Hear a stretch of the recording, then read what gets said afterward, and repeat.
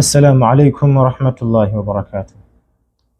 Agenda maaso Luqmaani n'ategeeza mutabani we nti ya bunayya, wange gwe mutabani wange, idha ra'aita al-khati, bw'olaba omusobya, bw'olaba omuntu omwonoonyi, fala tu'ayyiruhu wadhkur dhunubak, togenda gy'ali n'otottola byonoono byo gy'ali, fa innama tus'al an amalik, olw'ensonga ogenda kubuuzibwa ku mirimu gyo, ogenda kubuuzibwa ku mirimu gyo.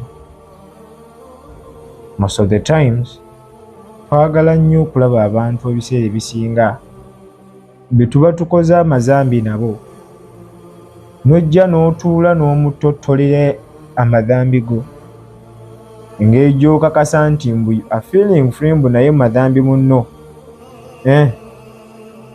Ekintu ekyo si kirungi. Ffe tugenda kubuuzibwa ku mirimu gyaffe. Gwejjukira nti nkoze ebisobyo, otuule wenenye eri Allah subhanahu wa ta'ala, Allah ajja kusonyiwa.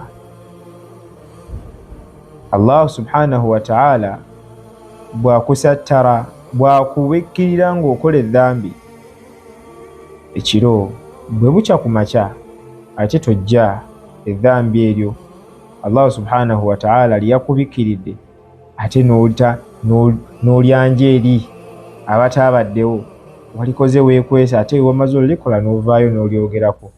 Ekintu ekyo kibi nnyo, kibi nnyo. Nga gye nkomeza.